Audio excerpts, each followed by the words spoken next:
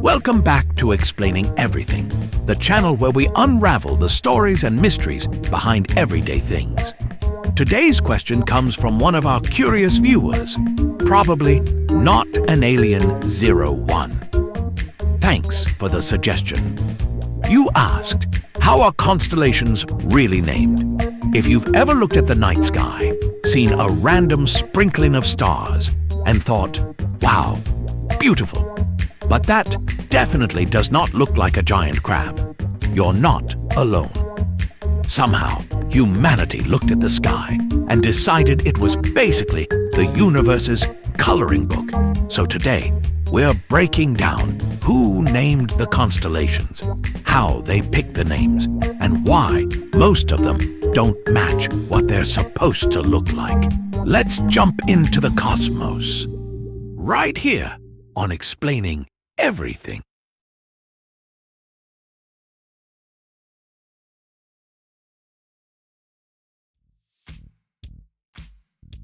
Long before Netflix, phones, or even electricity, humans had one main entertainment source: staring at the sky and making up stories.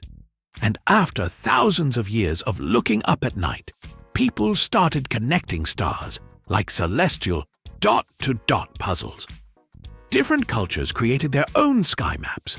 The Greeks depicted gods, heroes, and mythical creatures. The Chinese created constellations linked to politics, astrology, and symbolism. Indigenous cultures worldwide told stories about nature, seasons, survival, and ancestral spirits.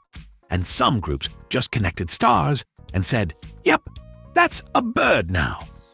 Constellations became ancient storytelling tools, a nighttime comic book in the sky. Were they accurate? No. Were they creative? Absolutely. Imagine lying under the stars with your friend who says, "Do you see that? That's totally a dragon." Meanwhile, you're squinting like it looks like 5 dots in no particular order. But that's how it all started. Imagination and boredom, the two great engines of human invention.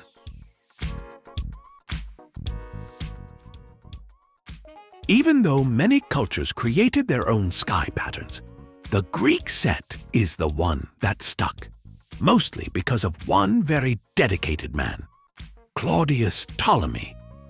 In the 2nd century, he published a star catalogue listing 48 constellations. And since Europe later dominated science textbooks, navigation, and printing, those Greek constellations became the official sky patterns for centuries. Did they make sense visually? Absolutely not. Cancer, the crab, looks more like someone dropped their spaghetti. Sagittarius, the archer, looks like an accidental scribble. Pegasus, the winged horse, looks like half a square.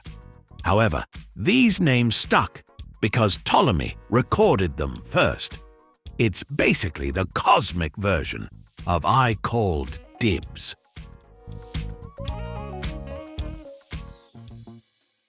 When Europeans finally traveled to the southern hemisphere, they discovered a whole new part of the sky they had never seen before. And instead of naming these new constellations after gods, legends, or majestic animals, they named them after everyday objects, truly inspiring things like microscopium, the microscope, telescopium, the telescope, fornax, the furnace, circinus, the drawing compass. Imagine traveling across oceans and almost dying in storms, just to say, "Behold this new constellation, I hereby name it, the scientific equipment I used earlier today." Meanwhile, ancient cultures already had beautiful stories for those same stars. But nope. Some astronomers in the 1700s said, "This looks like my furnace," and that's the one that stuck.